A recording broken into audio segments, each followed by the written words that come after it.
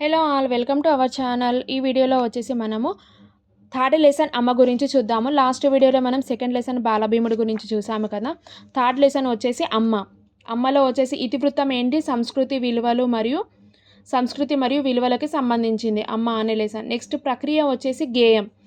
ఏంటి ప్రక్రియ వచ్చేసి గేయం. అలాగే దీంట్లో ఇంకోటి లెసన్ కూడా ఉంది, దయ అనే టాపిక్ ఉంది. భూత దయ అంటే ఒక కథ గురించి ఉందన్నమాట. దయ అనే ఒక కథ గురించి ఉంది, చూద్దాం. ఇప్పుడైతే థర్డ్ లెసన్ గురించి చూద్దాము.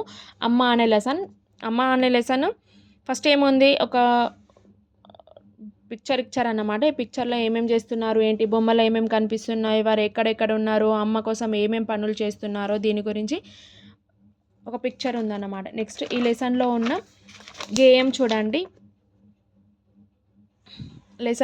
గేయం ఇచ్చారన్నమాట. నెక్స్ట్ ఈ లెసన్లో వచ్చేసి మనము గ్రామర్ పార్ట్ చూద్దాము.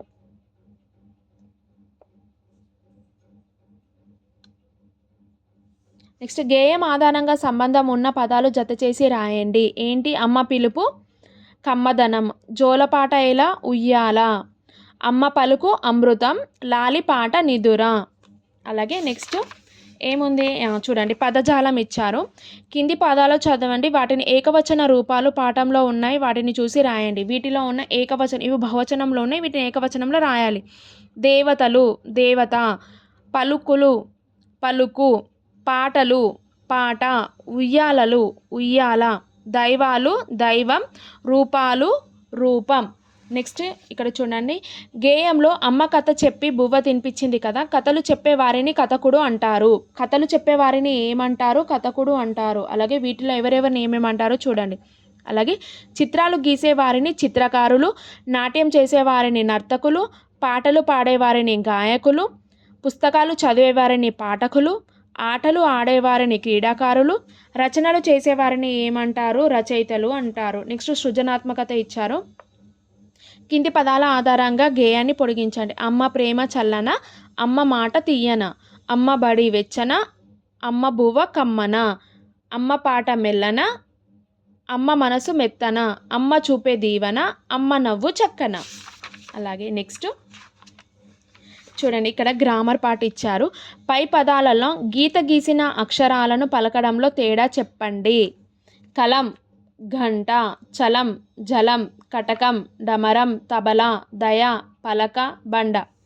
చూడండి, కలం అని ఈజీగా చదువుతున్నాం. శంఖం ఒత్తుపెట్టి చదువుతున్నాం. ఘంట ఘటం, చలం పించం, జలం జూషం, కటకం కంఠం, డమరు డంక, తబల కథ, దయ ధర, పలక ఫలం, బండ భజన. అలాగే పై పదాలలో గీత గీసిన అక్షరాలను పలకడంలో తేడా ఉంది కదా. అలాగే క ఘ చ జ ట ఢ త ద ప బ వంటి అక్షరాలను తేలికగా పలుకుతున్నాము. ఇట్లా తేలికగా పలుకుతున్నాం కాబట్టి వీటిని ఏమంటారు అంటే అల్ప ప్రాణాక్షరాలు అంటారు. తేలికగా పలిగేవి అల్ప ప్రాణాక్షరాలు. అలాగే ఒత్తి పలుకుతాం కదా. ఖ ఘ ఛ ఝ ఠ ఢ థ ధ ఫ భ ఇట్లా ఒత్తి పలుకుతాం కదా, వీటిని మహాప్రాణాక్షరాలు అని అంటారు. ఒత్తి పలుకుతాం కాబట్టి వీటిని ఏమంటారు, మహాప్రాణాక్షరాలు అని అంటారు. ఇక్కడ చూడండి, ఇక్కడ ఉన్నాయి కదా, ఇవన్నీ అల్ప ప్రాణాక్షరాలు. ఇవన్నీ వచ్చేసి మహాప్రాణాక్షరాలు. ఒత్తి పలుకుతున్నాం కాబట్టి వీటన్నిటిని మహాప్రాణాక్షరాలు అని అంటారు. అలాగే ఈ లెసన్లో వచ్చేసి సూక్తి ఏమి ఇచ్చారు అని అంటే, ఏ రుణమైనా తీర్చుకోవచ్చు కానీ అమ్మ రుణాన్ని తీర్చుకోలేము, అమ్మని మించిన దైవం లేదు. ఇది మాత్రం నిజం 100%.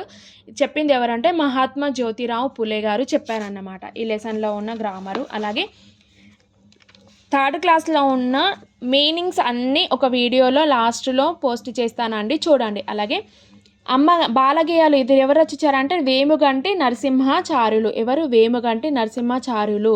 అలాగే దీంట్లో ఉన్న ఏకవచనం అంటే ఒక వస్తువు పేరు తెలిపే పదం, బహువచనం అంటే ఒకటి కంటే ఎక్కువ వస్తువుని తెలిపేది. నెక్స్ట్ అల్ప ప్రాణాక్షరాలు చెప్పాను కదా.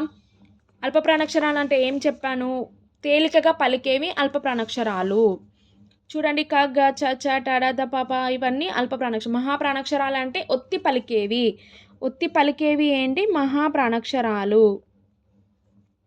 ఓకే ఫ్రెండ్స్, ఈ వీడియో కనుక మీకు నచ్చితే లైక్ చేయండి, షేర్ చేయండి. అలాగే ఈ లెసన్లో ఉన్న నెక్స్ట్ దయ అనే ఒక చిన్న కథ ఉంది. ఆ కథ నెక్స్ట్ క్లాస్లో తెలుసుకుందాము, చూడండి.